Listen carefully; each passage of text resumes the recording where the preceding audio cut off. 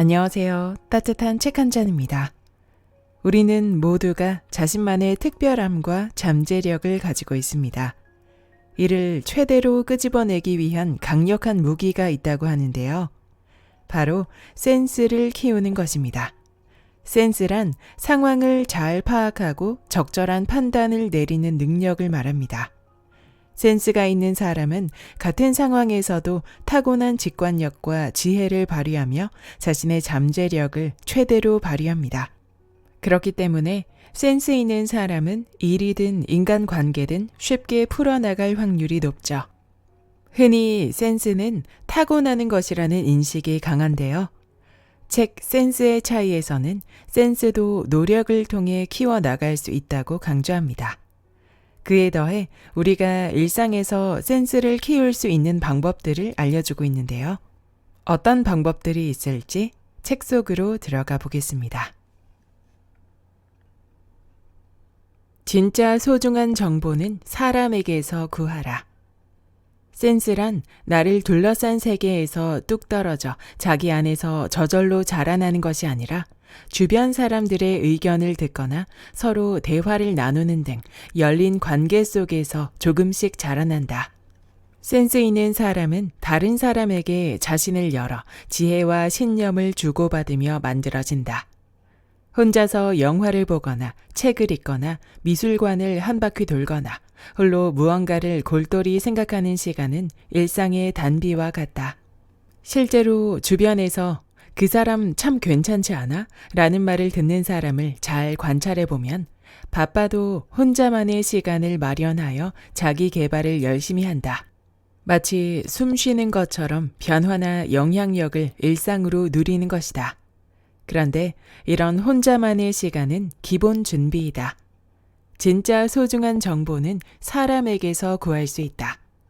주변 사람들은 내가 모르는 것을 한 가지씩은 알고 있기 마련이다. 반대로 나도 남들이 모르는 무언가를 하나쯤은 알고 있다. 이렇게 우리는 서로에게 가장 충실한 정보원이 될 수 있다.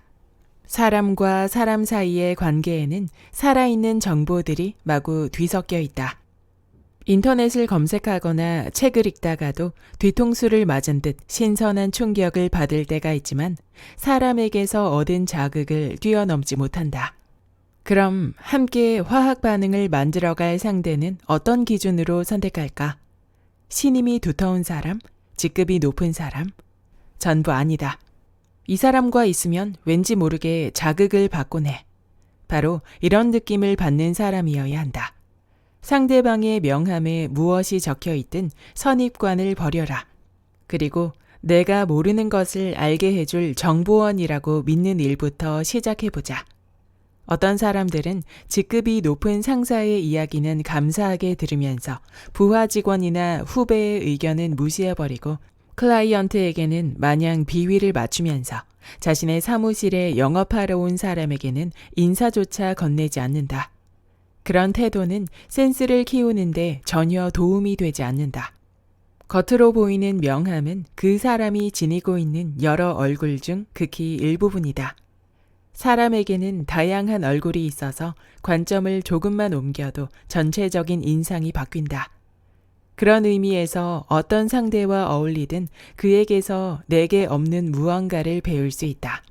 예를 들어 한 후배가 아무리 심하게 혼나도 싹싹하게 웃으며 죄송합니다 하고 말하는 성격이라면 아무리 내가 상사라고 해도 싫은 소리를 듣고 인상 한번 찌푸리지 않는 성격의 후배에게 분명 배울 것이 있는 것이다. 이렇게 내게 없는 부분을 지닌 사람을 만나 자극을 받기만 해도 인간적으로 성숙해질 수 있으며 사소한 부분이라도 더 신경 쓸 수 있게 된다. 이럴 때 센스가 발휘되는 건 자연스러운 결과이다. 이는 어떤 직종이든 마찬가지다. 영업사원이든 디자이너든 사무직이든 상관없다. 진짜 정보는 사람에게서 구하라.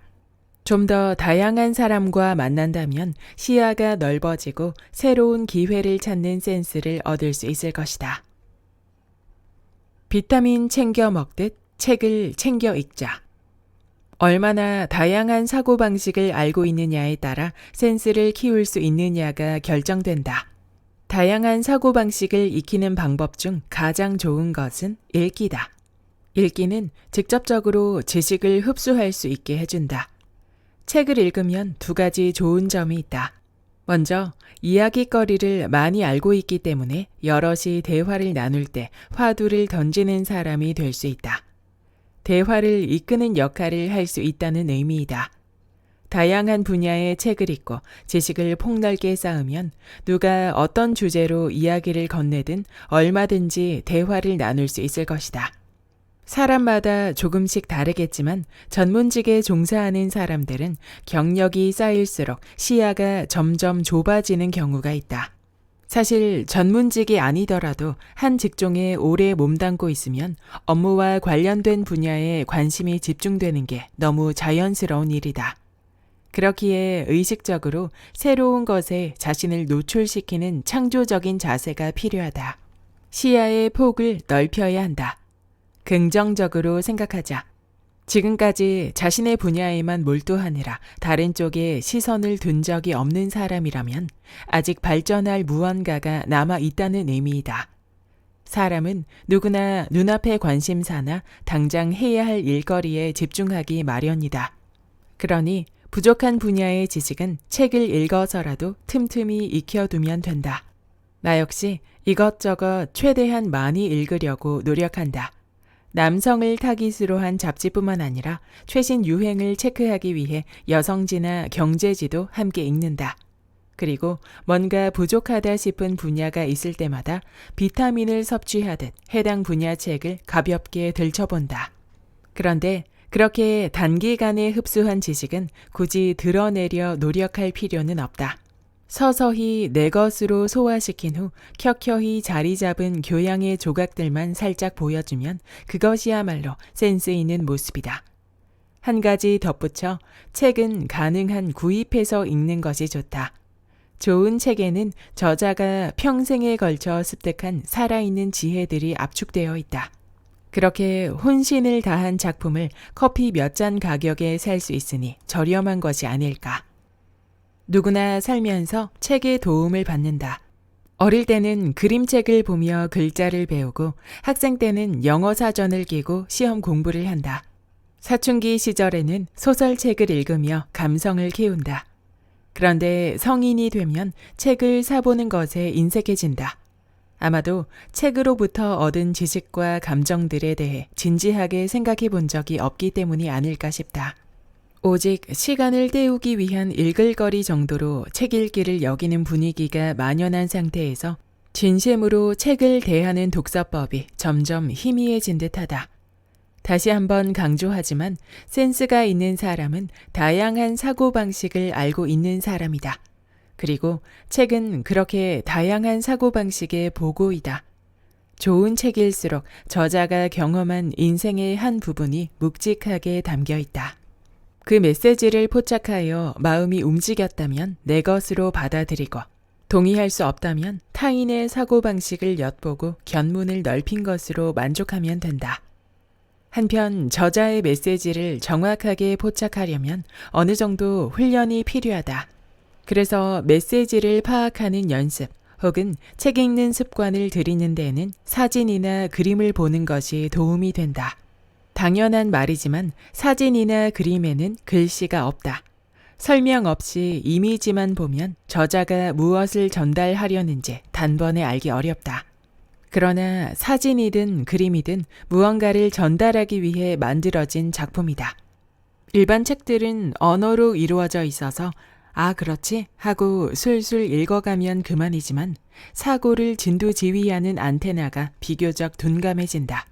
이 둔감한 안테나를 민감하게 가다듬고 싶다면 사진과 그림이 효과적이다.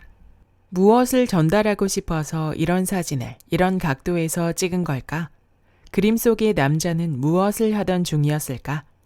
굳이 의도하지 않아도 상상력을 발휘하게 되므로 메시지를 포착하는 능력이 길러진다. 특히 그래픽과 전혀 무관한 직종에 근무하는 사람일수록 사진집이 도움이 된다. 하나 더 추천하자면 한 번쯤 고전을 파보는 것도 좋다. 쉽게 읽히는 동시대의 책들에 손이 가는 건 당연한 일이다. 그러나 어른이 되어 고전을 다시 읽으면 학창 시절에 놓쳤던 것들을 새삼 느낄 수 있다. 고생스럽게 내용의 의미를 파헤쳐가는 수고가 필요할지라도 고전 읽기는 충분히 그럴 만한 가치가 있으니 한번 시도해 보기 바란다. 교양을 쌓는다는 건 그저 폼을 잡기 위함이 아니다. 교양은 자신의 일을 바라보는 관점, 일을 대하는 방식을 변화시킨다. 다시 말해 스스로의 내면을 구성하는 원재료가 된다. 우리가 신체를 구성하는 재료인 음식에는 아낌없이 투자하면서 정신을 구성하는 재료인 책에 투자하지 않는다면 그것은 이상한 일이 분명하다. 서점 매장에서 끌리는 제목의 책이 있다. 손을 뻗어 목차와 내용을 쭉 훑었더니 꽤 흥미로웠다면 지갑을 열자. 시간이 지나면 할인해서 팔 텐데 그때 사야지 하는 생각은 무의미하다. 그때가 되면 아마 그 책의 제목도 기억나지 않을 것이다. 그 장소에서 그 시간에 그 책을 손에 집어든 것은 운명과 같다. 책과 사람의 만남은 연애와 유사하다.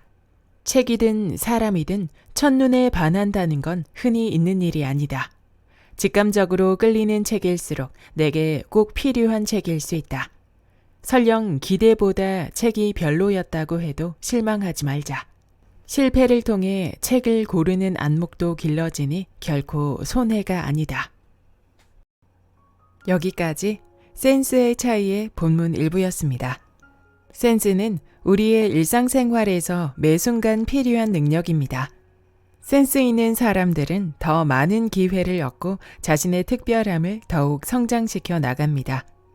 이 책에서 제시한 센스를 키우는 방법은 정말 다양했는데요. 결국 주변 환경을 주의 깊게 관찰하고 배우는 자세, 자기 성장을 위한 노력, 그리고 실패와 성공을 통해 경험을 쌓는 것이 중요하다는 것을 알 수 있었습니다. 센스를 키우는 노력은 우리의 삶을 더욱 풍요롭게 만들어 줄 것이며 자신만의 특별한 매력을 발휘할 수 있도록 도와줄 것입니다. 구독과 좋아요와 댓글은 큰 힘이 됩니다. 다음 영상에서 만나요.